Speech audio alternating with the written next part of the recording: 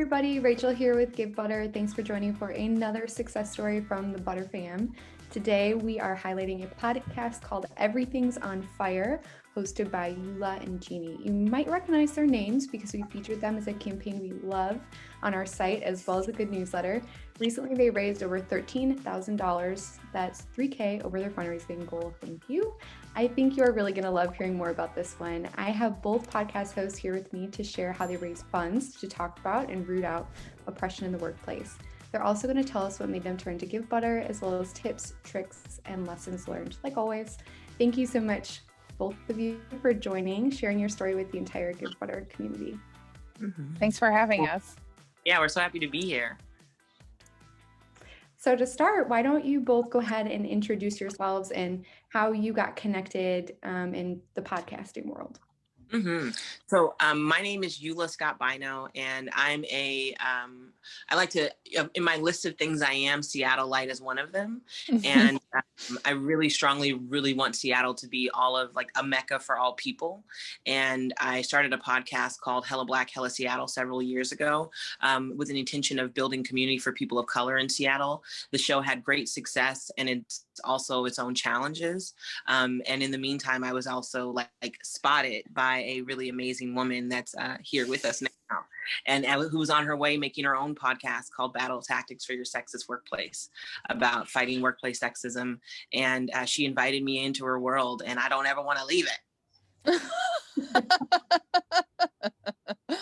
How do I follow that? Okay, so I'm Jeannie Yandel, and my day job is I work at the NPR station in Seattle, KUOW, and I was making this podcast, Battle Tactics for Your Sexist Workplace, as an employee of KUOW. And as Eula said, we were looking for a co-host. I was already a big fan of Eula because of Hella Black, Hella Seattle. She did all the interviews on the show, and every time I listened, I was like, this is one of the best interviewers I've ever heard. How is the world slept on this person? So and then she came into my job one day, and within 10 minutes I was like, I'm gonna ask this person to work near me. I want to make the podcast with her. So that's what happened. And we made 2 seasons with KUOW. And then, as Eula said, they declined to continue making the podcast, and so we decided we were gonna go for it on our own. Mm-hmm. And everything is on fire. Yes. So explain more of what that means. Yeah. Okay. So, well, the world is crumbling around us. We've really spent a very long time supporting imperialism, capitalism, patriarchy, racism, and sexism. And it literally, all of it's coming to bite us in the butt, right? Like our environment is like falling apart because like dudes wanted bigger boats. I don't know. I don't know why. I don't know why we beat up the environment. Our food is poisoned because I guess it's all for someone's money, right? It's all for someone's money in their pocket, that our food is poisoned, that our water is poisoned, that our earth is falling apart, that we're in a global pandemic, that it's the cost of living is extreme. It's impossible to survive. And Jeannie and I are both feeling it too. Everyone is feeling the fires. Yes. I was on a call earlier today for a doctor's appointment, and the doctor said, the lady said, do you have an emergency contact? And I was like, both of my emergency contacts died this year. So I've lost my husband and my mother this year as the result of just all of the extremes of this pandemic. My husband had an underlying condition.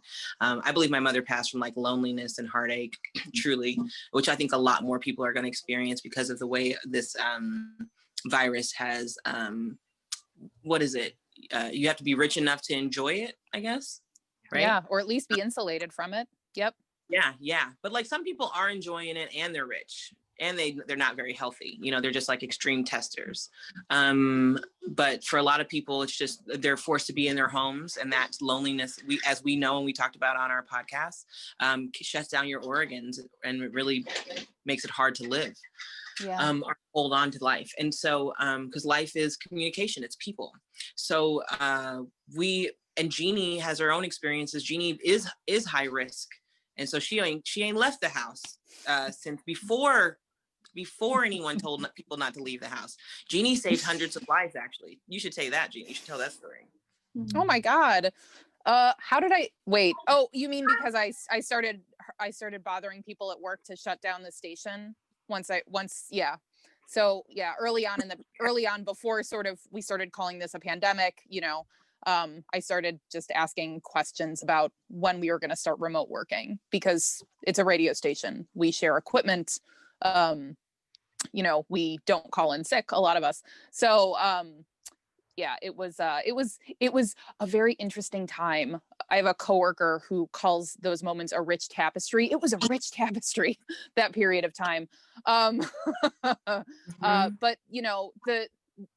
the evolution, I guess, of Everything's on Fire came from the fact that, we weren't making the podcast. We weren't making Battle Tactics for Your Sexist Workplace. That podcast had a community of people who we were still hearing from, and they were like, hey, kind of stuck in my house. Sexism is still a very real thing in all these Zoom meetings I'm on. We would love, are you doing anything right now? And so we started doing this live event series called Everything's on Fire. At the time, it did feel like metaphorically everything was on fire. Now there are literal fires. There's wildfire smoke once again, sort of clogging the air in Seattle today. But the goal of that was just to sort of find our community again, even though we can't physically be with them. I know that I missed that community a lot. It also gave me an excuse to spend time with Eula. Not that I need one, but she's got a 3-year-old. She's got a huge dog that looks like a furry horse. Like, she has a lot going on. So it was partly selfishness. We were able to hang out together again and talk to each other about just all of the things. She says, holding her forehead, all of the things. And we like being helpful. We really do. We're those people that we like finding purpose in our home, but mainly outside of our home, because some people are that way. And I think, Jeannie is really focused on making sure she knows what's happening to her community, so that people aren't in the dark and people are informed. And I would say I'm really big on trying to literally solve people's everyday problems. And so it's a really nice combination, because Jeannie brings problems to the forefront and I try to bring as many solutions as I can, even in a global pandemic. You know what I mean? We're just talking. The way we're encouraging people to have a election week plan. Yes. We need a plan. Yes. And it needs to be a personal plan of self-care, not a riotous plan of waste. I guess waste. Right. Not waste. There's purpose in everything. Right. Yes. And lying in dread because the election is coming is not a plan. That's not a plan. Just knowing it's going to be terrible, that's not a plan. It might feel like you're doing something, but you're not. Yeah. So this is obviously a message that is resonating. There is a huge community of people that are supporting this podcast, and you turn to Givebutter to accomplish the fundraising side of things to make this show happen. So tell us a little bit more about how you were introduced to Givebutter and, what that whole process was like onboarding and raising funds with the platform. Yeah. So we were introduced to Givebutter as a platform by Ruchika Tulsyan, who has used the Givebutter platform before as well. And she suggested that this be the place that we do our fundraising. And she had nothing but positive things to say about Givebutter. And so that's the platform that we went with, because we trusted Ruchika's recommendation. And our amazing producer and editor, Jenny Asarno, did all of the onboarding with Givebutter. And it sounds like it was very smooth and very easy to do. And I can say, as somebody who, once we went live with the fundraiser, I obsessively refreshed the page to see what was happening, every 8 seconds for, I don't know, a month. And I found that experience of, being able to see in real time who was donating and also read the comments that people left to be just to be really gratifying. I didn't expect there to be another kind of community aspect to the fundraising part of this, but the comments that people were able to leave and the fact that we were able to respond to them and like them, it just felt like this other place where we were able to have a conversation with our people again. And I loved that part of it. And I can see that they loved it too. Multiple people, you know, liking all the comments on the supporter feed. I got a chance to look at some of these too. And I agree that it is magic, the show that you are making. A couple of things that I wanted to point out on your page. So those that are watching, a couple different tips that they use that worked really well.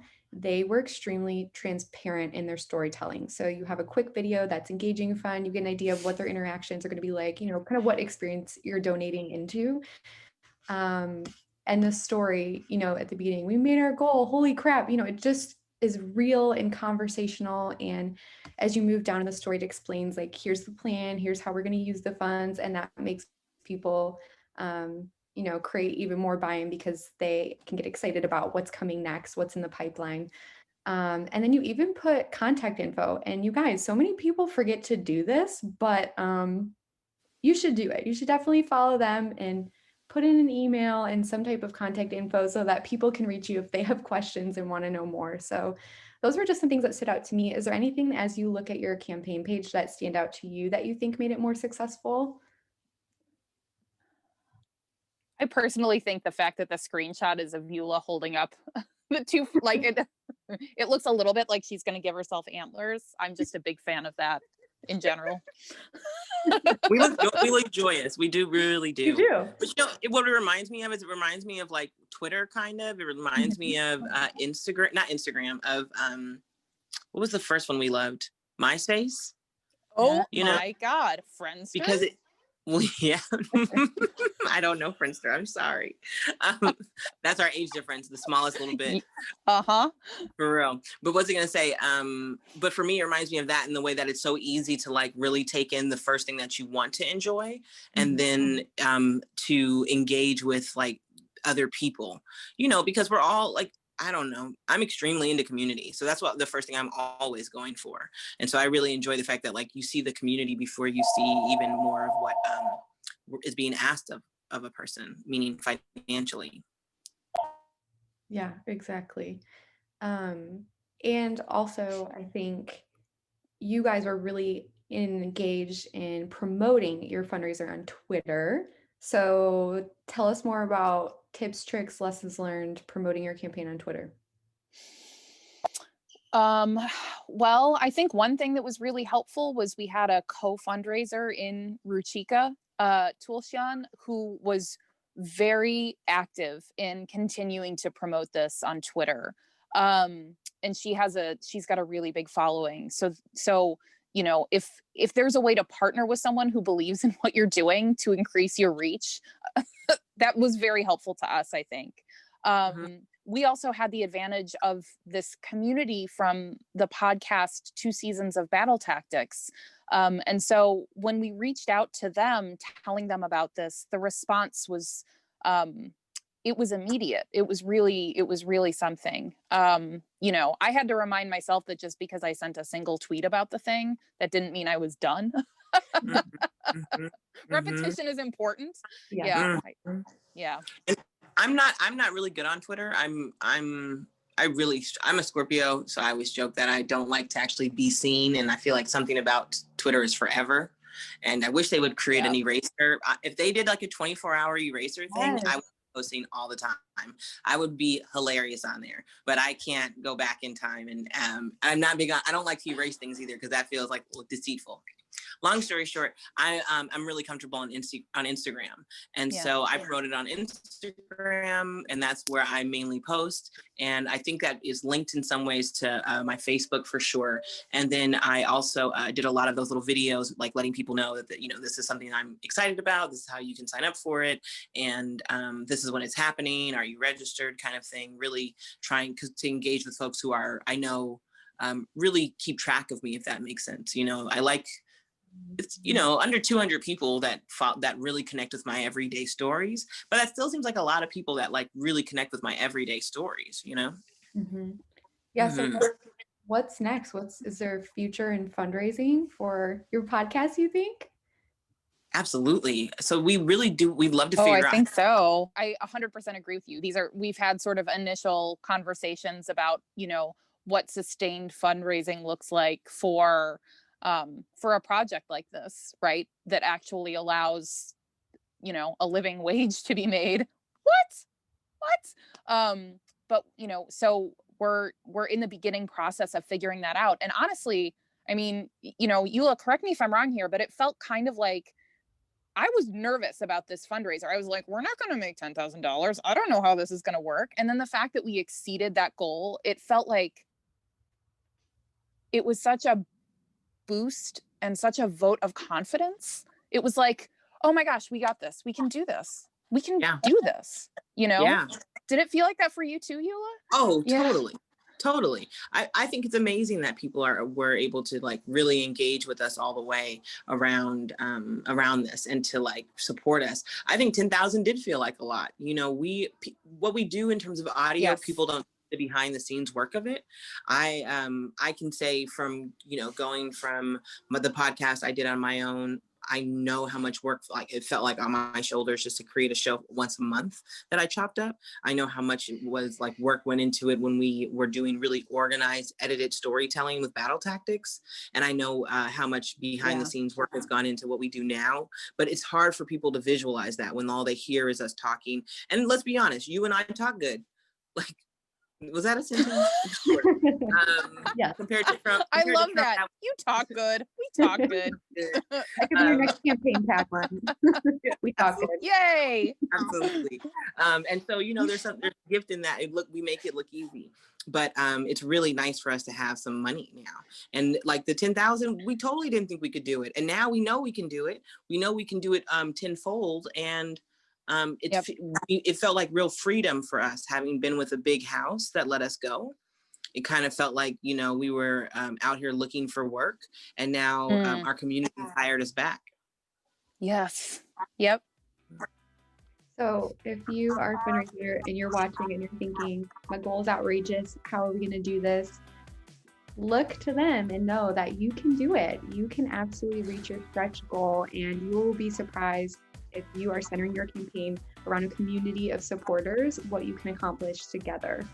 Thank you both so much for joining today and sharing your success story on Givebutter. We are so proud to have hosted this campaign. We hope there are many more because we're huge fans of what you do. So thank you so much again for joining us on the success story. Thank you, Rachel. We appreciate you. Rachel. This was really fun. And for everybody who's watching, thank you for joining for another. Please remember to like, share, subscribe, Givebutter's YouTube channel. And if there are questions that I didn't ask that you want answered, comment below. We will try to get to as many as we can. Thank you everybody for joining, and we will see you next week for another success story. Take care.